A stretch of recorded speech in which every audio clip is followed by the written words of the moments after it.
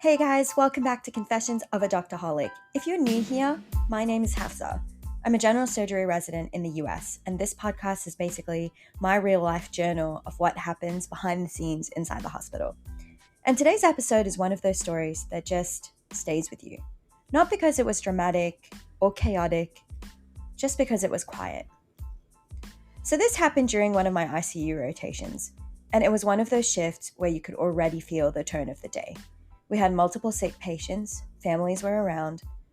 There were ongoing discussions about goals of care. And one of our patients, we knew, like deep down, we knew where this was going. This patient had reached the point where there really wasn't anything more we could offer. They were critically unwell, and after multiple conversations with the family, the decision was made to proceed with comfort-focused care. And also, this is important, they were an organ donor, which changes how things unfold.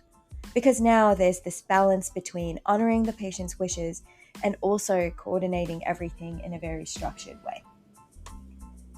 So we transitioned them. We made sure they were comfortable, family had time with them, and then we got to the point where we were essentially waiting. And that's the part people don't talk about. There's no chaos, there's no rushing. It's just waiting, watching. And I remember standing there, looking at the monitor, watching the heart rate. And it's not like in the movies, it doesn't just suddenly stop.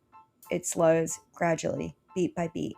And everyone in the room knows what's happening, but no one is saying anything. It's just quiet. And this is the part that felt strange to me, because as a surgeon, or even just as a doctor, you're trained to act, to intervene, to fix things. And in this moment, your role is not to intervene. Your role is to be present, to observe, to respect what's happening, and to respect the patient's and the family's wishes. And then eventually, the heart stopped. And I remember looking at the monitor just to confirm, because part of your brain is like, wait, did this just happen? Is that it? And then you go through the steps. You check, you listen, you confirm. And then you say it, the time of death. And I think what struck me wasn't the words, it was how final it felt. Because it wasn't a code, this wasn't chaotic, this wasn't something we were trying to reverse, this was expected. And somehow that made it heavier.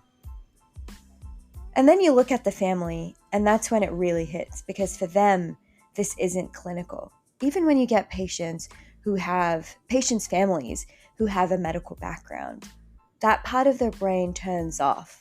Or it's like partially there, but the emotional aspect takes a huge toll on them. This is everything for them. And you're standing there in between two worlds, the medical world and the human world.